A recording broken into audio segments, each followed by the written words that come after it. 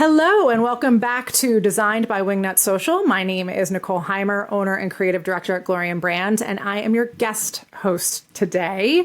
I have been on podcasts, but I have never hosted one. This is a new experience, and I can't believe I get to ask the What Up Wingnut questions.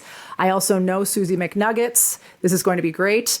Darla is my pal. We have been instant friends ever since we met many years ago, and we have clients in common. If you go to the Wingnut Social website, wingnutsocial.com, that is a website that we built for Wingnut Social. We have clients who we build the websites for them, and Wingnut Social sends the traffic. We love working with this company and the great work that they do, and I'm so excited to be here. I love this podcast.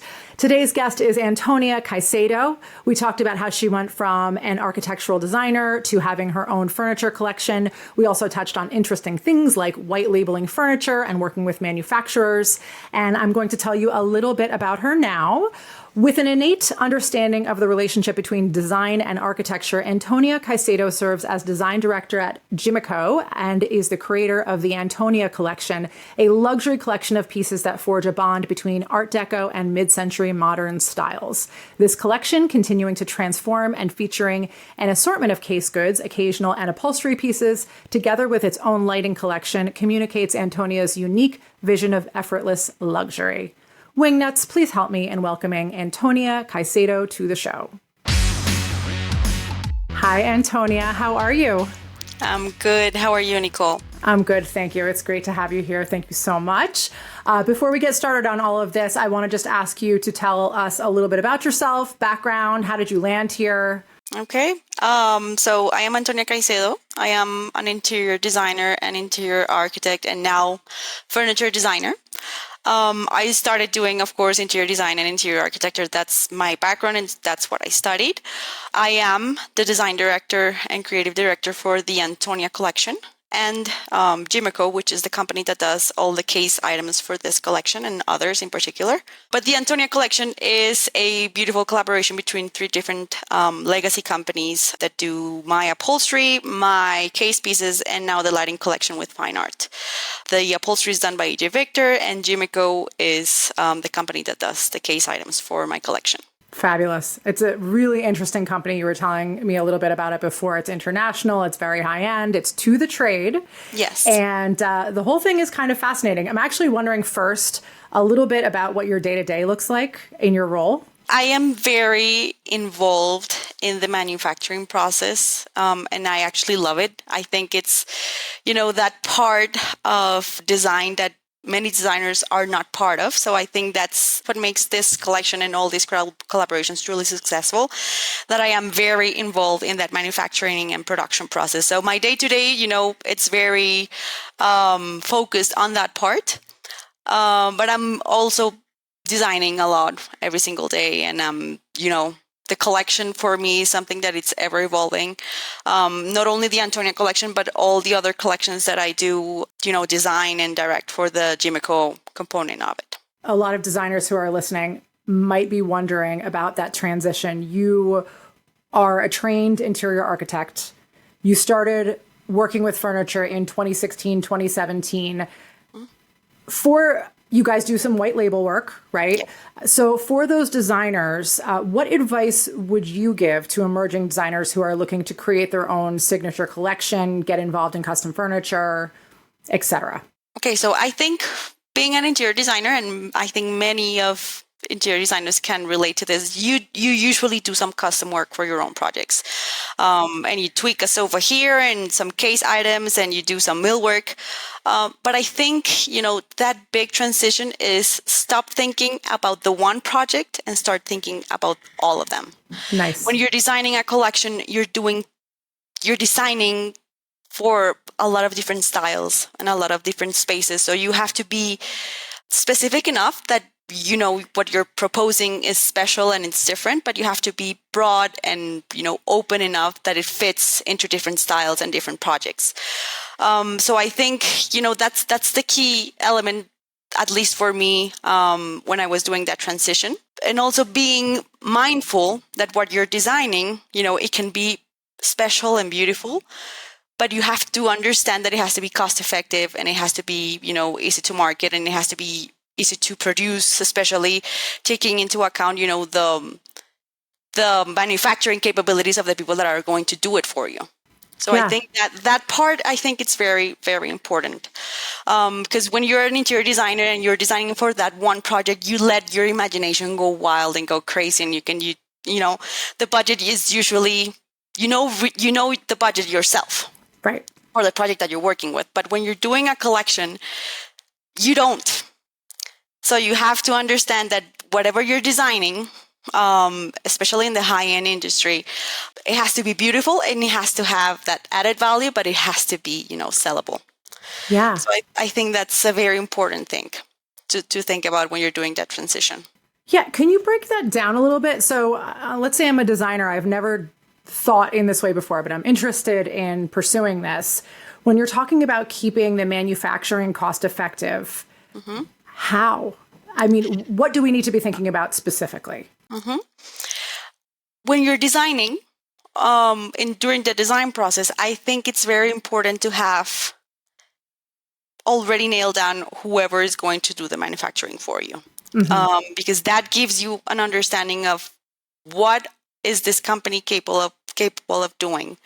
What materials are they, comfortable working with? Do they source locally if they are a local company? Do they source internationally? So lead times are going to get longer or, further away if your design has components that are not easy to source locally. So those are all things that you have to take into account when you start designing. Something as simple, I don't know, as a solid metal detail that you love in your piece of furniture, but it happens that metal detail is not available locally. So you have to, custom made it. That starts adding cost. So having the person or the company that is going to do the manufacturing for you before you start designing, I think is the most important thing. Great. Yeah. So then it becomes a conversation. It's not you just imagining it in your head. It's a collaboration. And that's, I think, and it has happened to us with those white label collaborations that we have done in the past, is that usually designers just do their crazy designs and they send us the drawings and they say, okay, can you make it? And it's like, I mean, sure we can make it, but it's going to cost an arm and a leg, because these are not things that we are used to do. Yeah. So I think and who's the target for that? And exactly. Right. Is it marketable? And also, if you want a particular look or a particular finish or, a particular craftsmanship that only a company or a certain company can offer you, then you have to design around that expertise. Because if you want to do, I don't know, like a solid wood piece of furniture that is hand carved and everything, but you're asking an Italian company that is very slick and modern to do that and replicate that, it's going to be, of course, very expensive. So try to find, the right person to bring, that vision that you have in mind, before you start designing and drawing. Yeah, that's making all the sense. So taking it back one step, the first step, how does a designer find the company that will manufacture the thing? I think is, again, that collaboration. Usually our designers, the ones that we work with for their personal projects, those have been long past relationships that we have had with them. And, they have kept us in mind when they were, trying to become trying to make that transition from designer to brand. And they had us in mind to be able to bring, their vision and their ideas with us. So it's usually a collaboration of that sort. If you have a manufacturer that you do work with, that you have done it regularly, so you know how they work, how they deliver, are they easy to work with? Is it easy to talk to them, to call them if there is something that comes up? I think those are things that you have to look for in a manufacturer to do a collection. And of course, a company that is, open to that sort of collaboration. Right. You bring up such a good point about the sort of soft skills of the company, that they are going to be responsive and that it'll be a good relationship. Exactly. And it doesn't have to be like a big, very well-known company. I think Right. it's more a matter of, that synergy and that, nice relationship where you can have a work relationship beyond, just ordering a piece of furniture and that's it. Yeah. So, JIMECO, so you mentioned that you'd want to work with a company that specializes in the right things so that it's a nice, smooth collaboration. What do you guys specialize in? Okay, so JIMECO is a company that was founded in 1975 by my father-in-law, actually. He started with Carl Springer and J. Robert Scott and Vladimir Kagan back in the 70s doing the old goatskin pieces for them. And we have been known, JIMECO has been known for those specialty luxury finishes. So the goat skins, the horns, the coconut shells, like very exotic finishes that are only done handmade. So it speaks to that, hand quality, heirloom quality that we're known for. And actually, that heirloom quality, it's, attested when you type in, JIMECO on First Dips or Sotheby's or Christie's. The old Carl Springer pieces that my father-in-law made, pop in as heirloom pieces and vintage pieces that are not being auctioned up in those places. So yeah, it's, that heirloom quality, that special finish that you cannot find anywhere else. That's where JIMECO comes into the fore. Wow, that's cool. Just pivoting a little bit related to that, though, you mentioned earlier, if you're going to think about putting together a line or a collection or, make this transition, that you want to make sure that you're creating something that is special, that you're not just creating another thing that already exists on the market, or if you are, you're doing it purposefully or whatever it may be. Can you talk about that a little bit, about staying ahead of trends? Should you not care about trends? Are you doing market research? Like, any insights there? Trends are part of what we do when every single year you have to come up with something different and something special and what's new about the collection. But I think personally with the Antonia collection, I wanted something that would be truly timeless.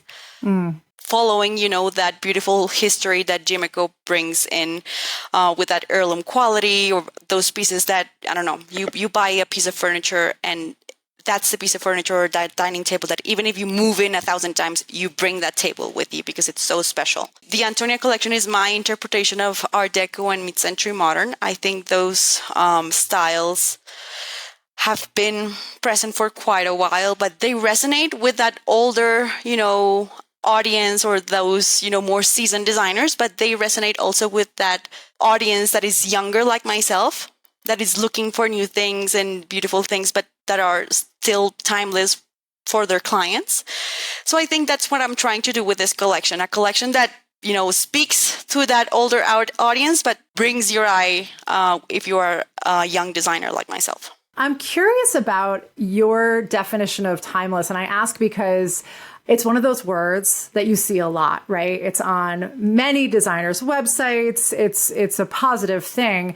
But I'm always interested in what a specific designer's definition is, or how you filter that out. So I hear you saying that you're looking at these well-established styles. They've been around a long time, therefore they kind of are timeless. Any other thoughts on that, on how you make something timeless? I think timeless for me is a piece that fits into different styles.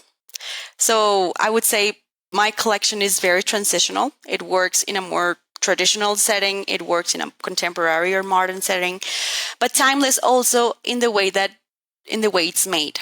It's made with the highest quality of finishes and the highest quality standards in terms of quality. So it's timeless because it's going to, transcend time.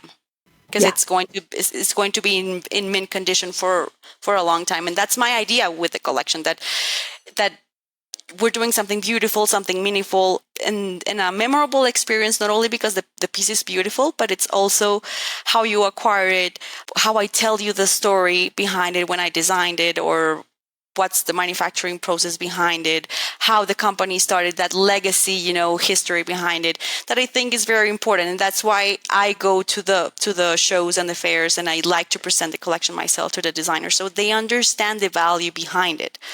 I think that's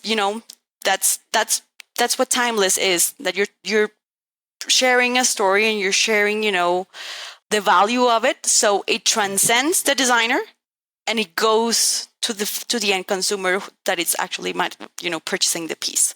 Right. Because in the end, the designer is conveying that story, right? Exactly. They have to effectively sell it. And my whole idea when I visit designers and when I travel with my salespeople is that the designer sells to the final consumer the piece as it was me selling it. Great. And so you are a well-established designer. You have a design firm as well, CNC Interior Architecture. You're seeing it from both sides of the equation. What trends do you see coming from both sides emerging in the luxury furniture market? And how can designers capitalize on trends that you're seeing? Okay, so 2024, I see a lot of texture coming in, a lot of layers, like layered interiors, textures in the architectural part, the walls, the floorings, like pairing a lot of texture with that brownish palette that I'm seeing lately more and more. I don't know how brown is going to stay a trend for a long time, but it's certainly a thing that is happening this 2024. But I think with trends, you can pick, the little things that you think as a designer can add value to a certain project or to, a thought process that you're having with a particular project. But following a trend as something that you have to do exactly what the magazines are telling, I think it's a mistake, because eventually the next year or in 2 years, your client is going to be like, you know what, I'm not loving this brown living room anymore. I think I'm tired of it. You can get hints of it, add some texture with those colors, some throw pillows, some fabrics, things that you can, modify if for some reason in the future you're not happy with it anymore. I'm seeing a lot of curves, a lot of, soft, round profiles in case items and upholstery. I think that's a trend that is going to stay for sure. It's been, for quite a while, booming, and I think it's going to still, do a lot within this year and next year for sure. And I actually love that trend. I think, and that's part of my collection's ethos, because those soft, round profiles, feminine edges, I think they're nice. Those are shapes that are yummy and delicious to live around with, because they're soft and they're, they're calming. They're not rigid. They're more comfortable, I think. So I think that's a trend that's definitely going to stay. That could stay. Yeah. That could end up being a little bit timeless.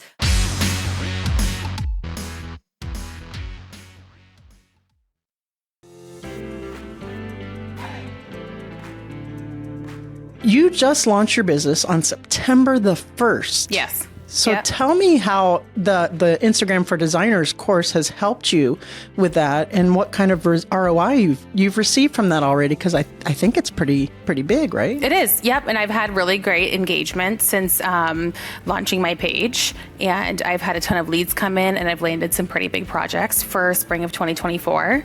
And I really don't think I would be here today if I didn't take this course. Wow. Yeah. That's insane. 100%. That is incredible. How many leads are you getting from Instagram? How is, what does that look like for you on a weekly or monthly basis? 1 to 2 per week. Every single one of my leads have come from Instagram. There's so many things that I wouldn't have known to, improve my search engine optimization on Instagram.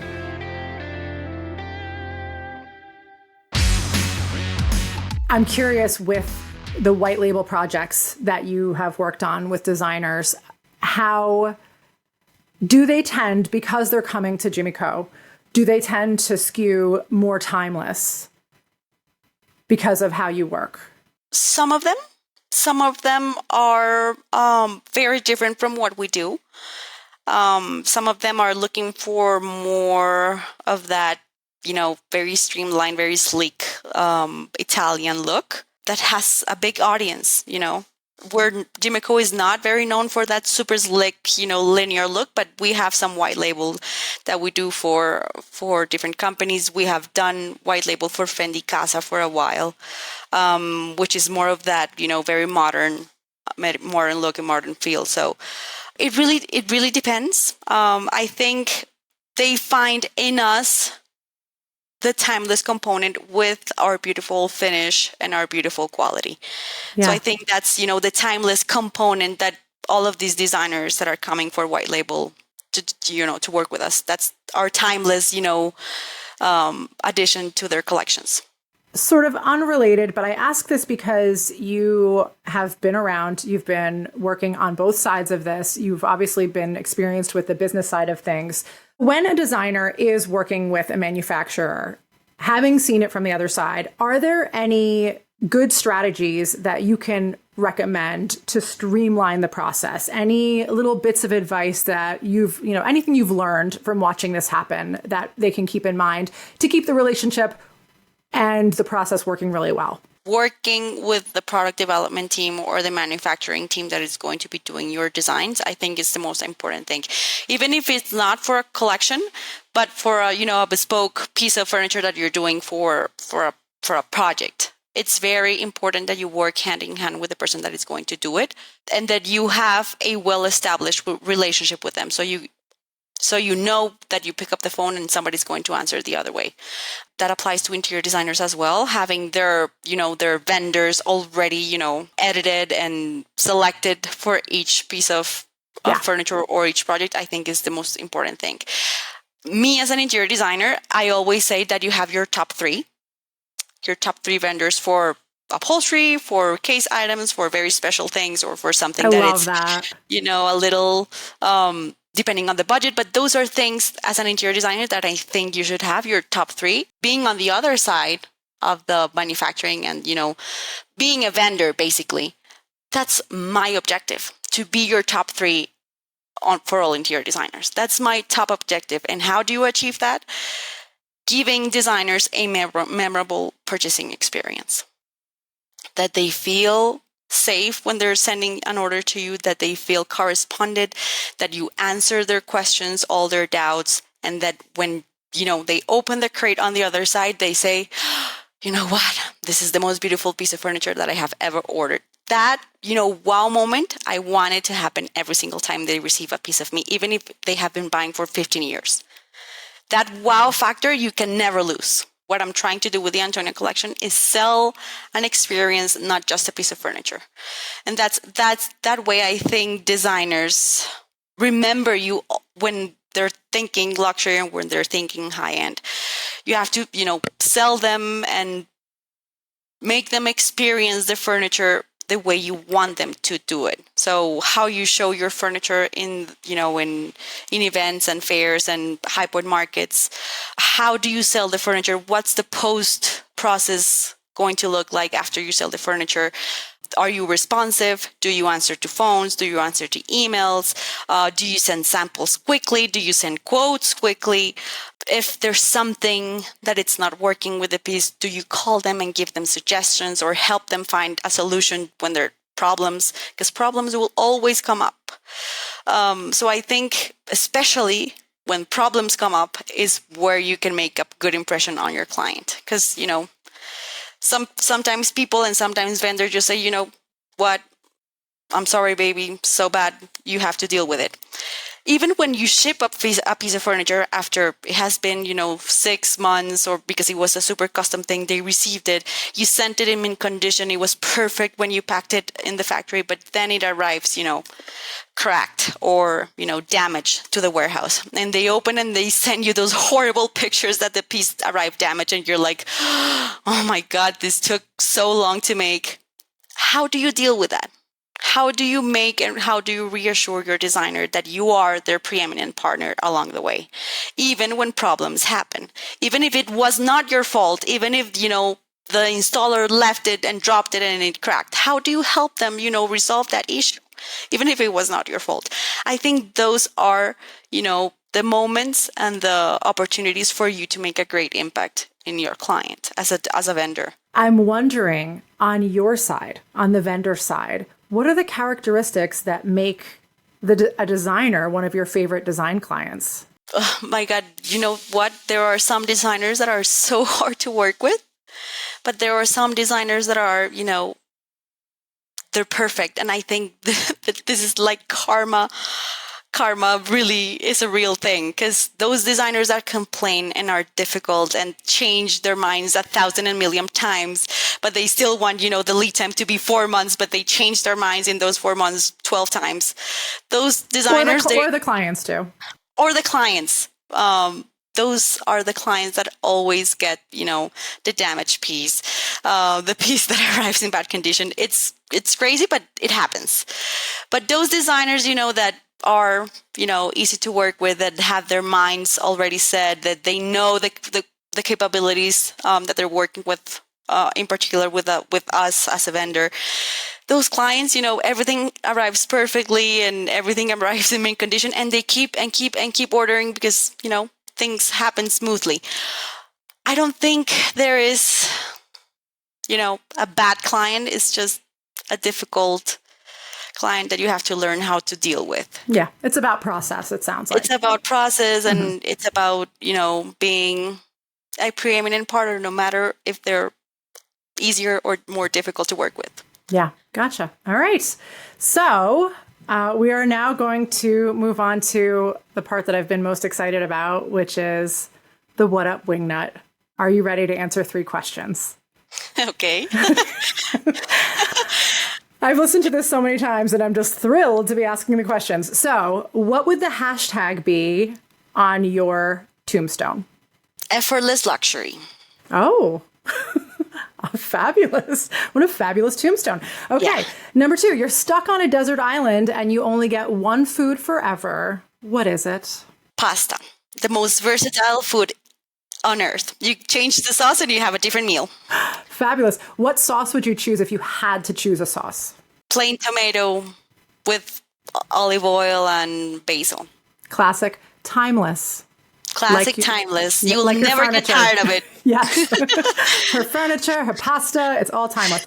Please recommend a book that has impacted you either personally or professionally. It's called The Architectural Detail by Edward Ford. It's a book that I read when I was doing my master's at RISD, but it explained architectural details in all the styles, in all the finishes, in all the materials, in a way that, opened my mind to detail.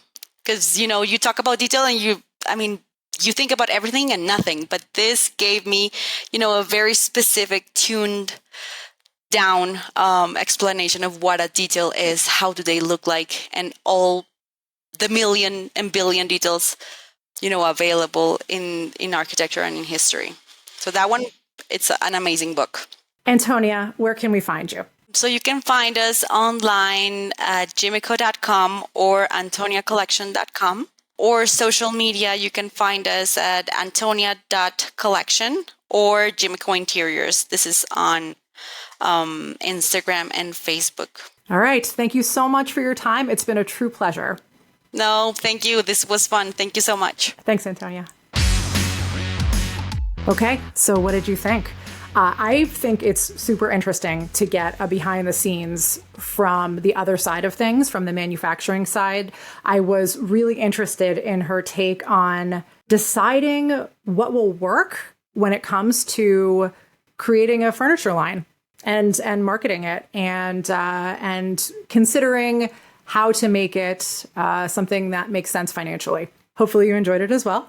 If you need help with marketing your design firm or your to-the-trade business, you can get in touch with Wingnut Social at wingnutsocial.com. Social media, Google Ads, search engine optimization, they do it all. They're amazing. We have so many clients who work with them that get great return on investment working with Wingnut. And if you need a well-branded website that converts browsers into believers, basically the second equally important marketing element, the place for Wingnut Social to drive traffic, so that they can land there and then eventually inquire, then you want to get in touch with us at gloryandbrand.com. And remember, get out there, get uncomfortable, and be great.